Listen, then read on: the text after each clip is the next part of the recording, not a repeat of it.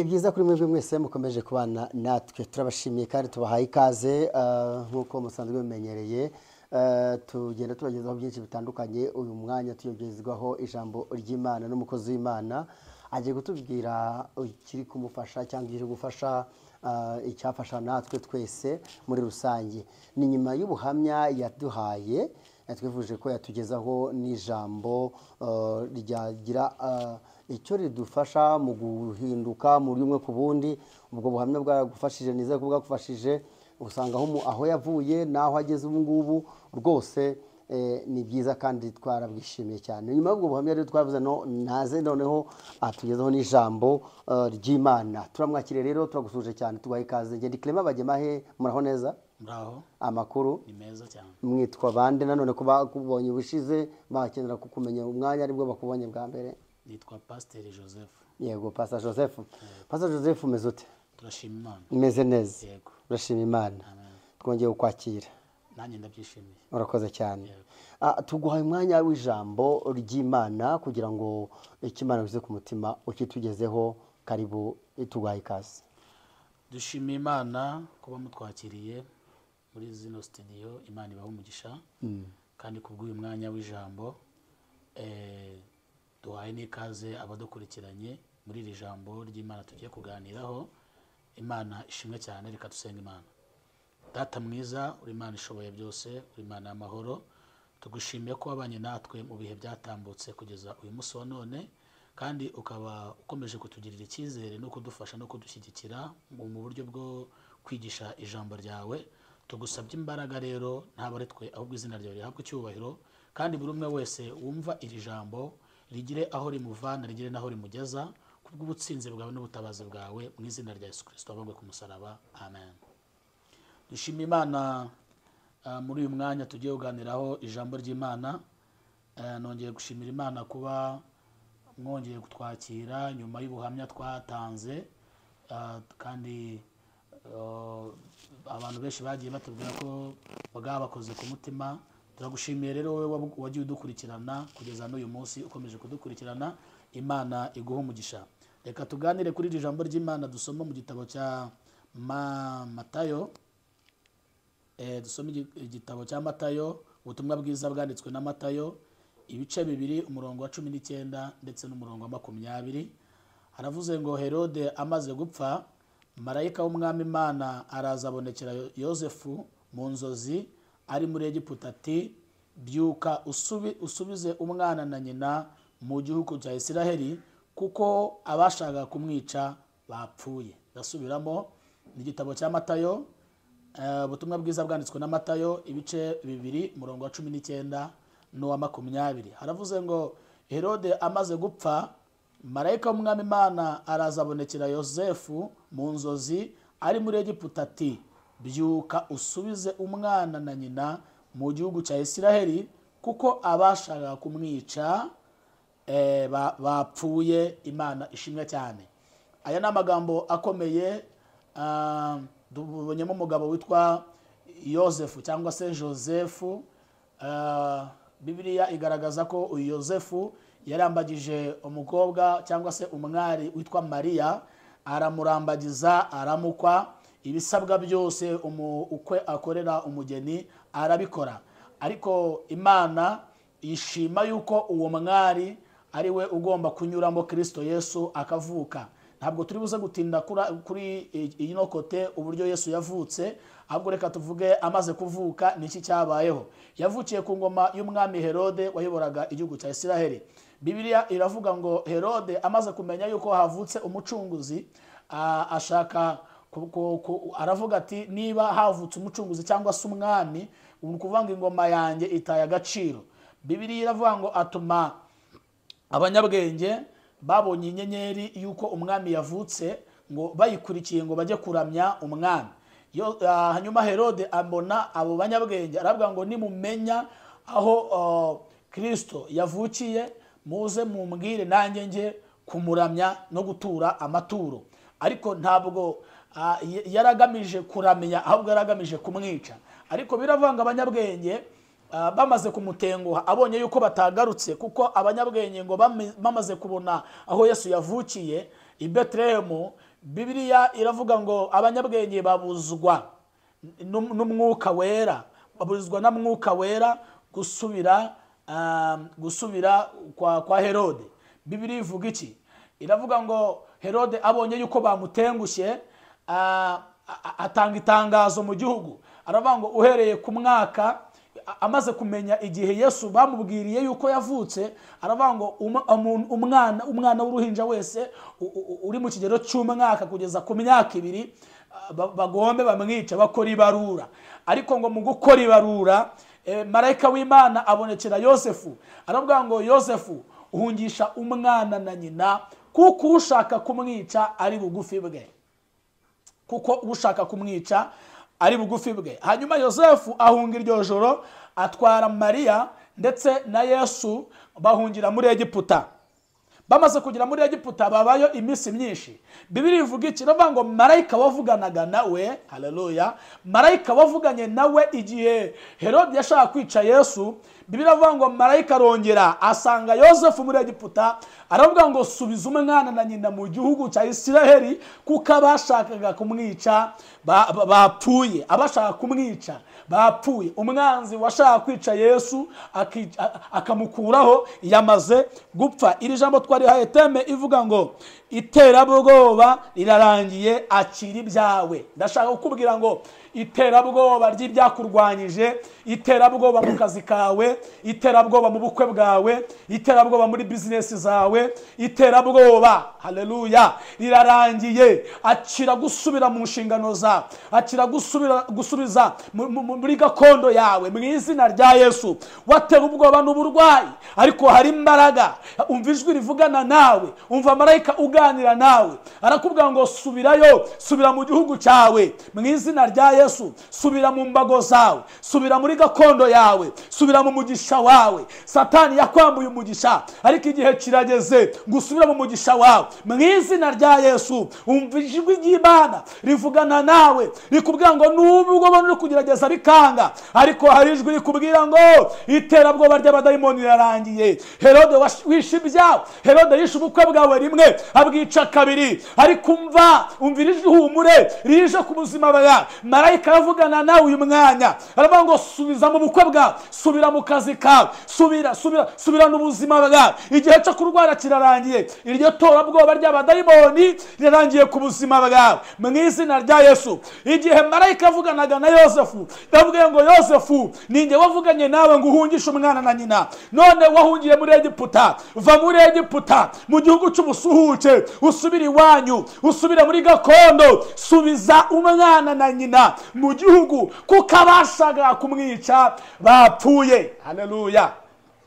Ndashaka kukwibutsa yuko ibyo waruhanganye nabyo birarangiye. Amateka yahinduye izina ryawe, amateka yahinduye kariyeri yawe ararangiye. Igihe kirageze, mbere y'igihe si igihe, na nyuma y'igihe si igihe, ahubwo igihe ni igihe. Akira gukora mu gihe cyawe. Isaha y'Imana igeze ibintu birakunda, isaha y'Imana igeze ibintu birashoboka. Ndashaka kuvuga ngo birashobotse. Cyagihe warakoze ntibyashoboka, ubuzima bwawe bugenda busubira inyuma, ariko Yesu aravuze ngo, marayika avuze ngo iki? Aravuze ngo subiza umwana na nyina mu gihugu, kuko abashaka kumwica bapfuye. Igihe kimwe umugore wa Manowa, umugore wa Manowa ngari mu murima hinga, Bibiliya ivuga iki? Iravuga ngo marayika w'Imana aramutungura.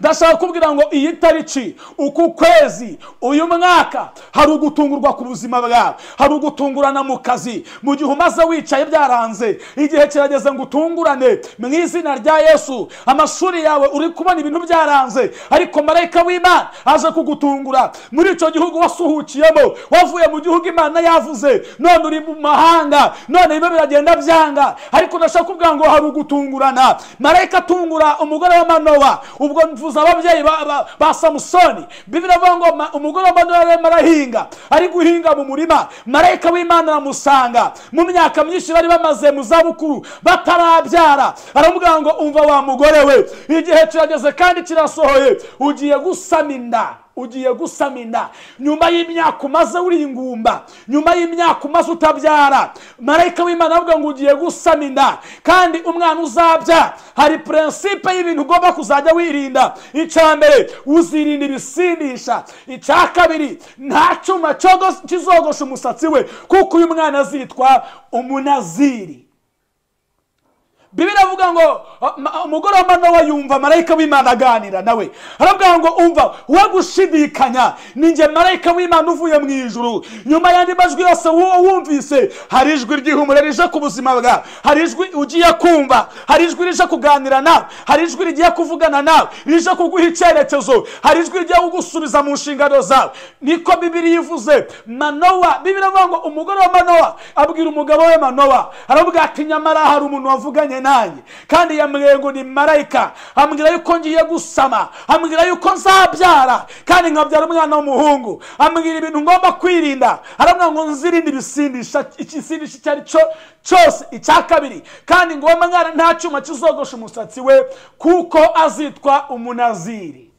Manowa biramucanga, aravuga ati wa mugore we, aho ntabwo uri murambesha, aho ntabwo uri kuntuburira, imyaka yose tumaze tutabyara, ubwo ntushaka kumfinda. Aranje amuvuga ngo hoya, niba marayika w'Imana avuganye nawe, nanjye azansange, nanjye azansange avugane nanjye, amagambo yakubwiye nanjye azayambwire. Bibiliya ivuga iki? Iravuga ngo basubira mu murima bukeye, marayika w'Imana arongera aragaruka ku nshuro ya kabiri. Hari amahirwe ya mbere watakaje, ndagutangariza ko handi mahirwe ya kabiri abonetse mu buzima bwawe wa mubyeyi we. Hari amahirwe ya kabiri, warabyaye bwa mbere urapfusha, iya kabiri ivamo, ariko hari andi mahirwe yo kuba ugiye gusama nyuma y'imyaka yose umaze. Hari andi mahirwe Imana izanye, hari marayika uje kuvugana nawe yuko ugiye kubyara umunaziri, ugiye kubyara umunyembaraga, ugiye kubyara umuntu uzahindura amateka, uzubahisha izina ryawe mu izina rya Yesu. Marayika agaruka ku nshuro ya kabiri avugana na Manowa,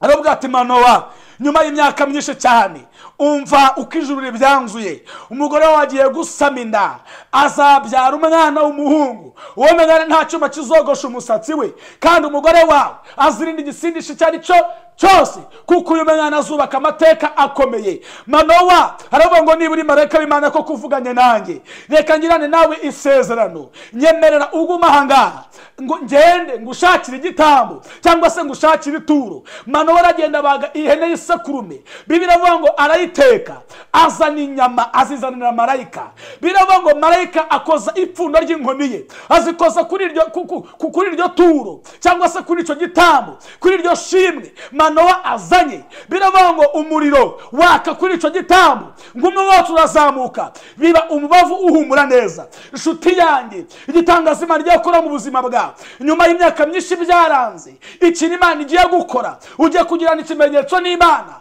Hari icyo umufaransa yavuze merci d'avance, gushimira Imana ku bizaba ndetse n'ibyabaye. Ugiye gushimira Imana ituro ryawe. Salomo yabivuzeho, yaravuze ngo ituro ry'umuntu rimuhesha inzira, rikamutambutsa, rikamuhuza n'abakomeye. Ituro ry'umuntu rimuhesha inzira, rikamutambutsa, rikamuhuza n'abakomeye. Manowa avuga ikintu kimwe, aravuga ngo niba ko kuri marayika uvuganye nanjye, reka ngire ishimwe nshimira Imana, reka ngire ituro ntura Imana ibigiye kuzambaho, ibigiye kuzaba ku mugore wanjye nyuma y'imyaka myinshi. Aragenda iwe, ajya mu rugo iwe, abaga isekurume nziza, arayiteka. Amaze kuyiteka arayizana. Biravuga ngo azana inyamukwazo, azana n'umufa. Bibiliya ivuga iki? Iravuga ngo marayika w'Imana yakira iryo turo, ngarikojejeho ipfundo ry'inkoni yari yitwaje, ngo umwotsi uracumba, iryo turo riba umubavu uhumurira Imana. Agira n'Imana isezerano, hashimira Imana ku byo marayika avuganye nawe. Inshuti yanjye, nyuma y'akazi kawe kanze, hari imbaraga z'Imana zije guhindura ibintu. Hari ukuboko kw'Imana ugiye guhura nako mu izina rya Yesu. Umva ijwi ry'Imana rivuganye nanjye, irambwira ngo wabuze ibyangombwa, wabuze ibyangombwa mu gihugu urimo, ariko Imana itanze ibyangombwa ku buzima bwawe, ku buzima bw'uwo wa mwana urwaye Imana ije gukiza, habonetse ukuboko kw'Imana kuje guhindura nyuma y'ibyanze, noneho bigiye gukunda. Marayika w'Imana avuganye nawe, yavuganye na Yosefu, aravuga ngo Yosefu we, subiza umwana na nyina mu gihugu kuko abashaka kumwica bapfuye. Ndashaka kuvuga ngo umwanzi wawe, umurozi wawe, ntabwo Imana imukundiye kabaho. Bibiliya ivuga iki? Iravuga ngo ntugakundire umurozi kazi kabaho. Imana yemeye ko abarozi bakurogaga bapfuye. Imana yemeye ko iryo gare wagendagamo ugomba kurivamo. Yemeye ko izo mbago ugiye kuzita ukaba muzima. Nyuma y'ubuhamya twatanze, hari ukuboko kw'Imana kwatuzuye. Imana ishimwe cyane. Ukuboko kw'Imana kwaratuzuye. Twabonye ukuboko kw'Imana, ugiye guhana ukuboko kw'Imana mu gihugu ribo haciri humure, nyuma yo kubuzwabuzwa, nyuma y'intambara z'abadayimoni, nyuma yo kwangwa n'imiryango, nyuma y'uko urushako rwawe rwanze, nyuma y'uko ubuzima bwanze. Amahirwe ya mbere warayatakaje, ariko ndakubwira amahirwe ya kabiri. Hari ukuboko kw'Imana. Ntabwo Imana ikwemereye yuko upfa, ntabwo Imana yemeye ko akazi kawe gapfa, ntabwo Imana yemeye ko bizinesi yawe ipfa, ntabwo Imana yemeye ko uhora mu bushomeri. Umva wa mukobwa we, ntabwo Imana yemeye guhera iwanyu. Hari ukuboko kwiza kw'Imana. Wa mufiyemeri we, Imana izanye umusore mwiza uje mu buzima bwawe akaguhumuriza inyuma y'intambara zose wahuye nazo, nyuma y'amagambo yose wagiye ubwirwa. Hari ukuboko kw'Imana. Marayika avugana na Yosefu, aravuga ngo subiza umwana na nyina. Ndakubwira nawe, umva uko Uwiteka avuze, avugiye muri profete Josefu. Aravuze ngo subira mu kazi kawe biremeye, nyuma yo kudapoza bikanga, noneho genda biremeye mu izina rya Yesu. Inyuma yo kwiga ariko amashuri yawe agahagarara, hari imbaraga z'Imana zije kongera gutangiza amashuri yawe ugasubira mu ishuri ryawe. Nyuma y'ubuzima bwanze, nyuma y'abana bawe bananiranye, hari ukuboko kwiza kw'Imana kuvuze ko abana bawe batagomba gupfa. Nyuma y'ubwo burwayi habonetse ijwi rivugana nawe yuko hari ugukira, hari ukuva muri izo mbago, hari ukuva muri iryo gare, hari ukuboko kw'Imana kuje kubana nawe. Reka dusenge Imana. Birakwiye yuko wegera Imana. Birashoboka ko waguye, birashoboka ko wavuye mu byizerwa, amasezerano yabaye menshi yatinze gusohora, ucika intege. Ariko ndashaka kuvuga ngo subira mu nshingano, subira mu muhamagaro wawe, subira mu gakiza, subira mu buririmbi, subira mu ivugabutumwa. Ongera uhanura, Imana irabyemeye. Hari ukuboko kwiza kw'Imana. Nyuma y'amahirwe ya mbere watakaje, habonetse andi mahirwe ya kabiri. Ufite icyifuzo, ukeneye kutugezaho ibiganiro byacu, ukeneye ko twagusengera ku byifuzo runaka cyangwa se ku burwayi, reka tuguhe nimero ya telefone ngendanwa dukoresha. Urandika plus cyangwa se guteranya 250 078 0 27 07 666. Bwo ni 078 0 27 07 666. Reka mbahe indi wenda nimero ya kabiri, imwe muyihamagaye ntiyitabwe, indi wenda yakwitabwa. Ni 078 73 76 33 75. Ni Pastor Joseph wabaganirizaga. Imana ibaho umugisha. Reka dusenge Imana. Uri data wa twese mwiza, inyuma ya marayika wavuganaga na Yosefu akamubwira ngo nasubize umwana na nyina muri Egiputa, bave muri Egiputa basubire muri Isiraheli kuko abashaka kumwica bapfuye. Tugushimiye yuko abazimu baturwanyaga bapfuye. Dushimiye yuko buri burwayi bwose bwaragaragaye ku buzima bw'abantu bawe bugiye kurangira. Tugushimiye ko ukoresheje imbaraga zawe, ukabukoresheje itegeko. Marayika wavuganaga n'umugore wa Manoa yasohoje isezerano, yashohoje icyo yagombaga kuvuga ndetse no gukora. Turashima Imana yuko marayika ibyo yavuze ku buzima bwa Manoa n'umugore byakunze, hanyuma uyu mwana akavuka akaba umunaziri. Urashimwe Nyiringabo Imana yuko hari icyo ukoze mu buzima bw'abari bateze amatwi ijambo ryawe. Tugushimiye yuko kandi harandi mahirwe ya kabiri utanze mu buzima bw'Abanyarwanda, mu buzima bw'abari Burayi, mu buzima bw'abari muri Aziya. Izina ryawe nihabwe icyubahiro, kandi urakoze yuko wongeye guhagurutsa abari baravuye mu byizerwa. Mu izina rya Yesu Kristo wabambwe ku musaraba. Amen. Amen.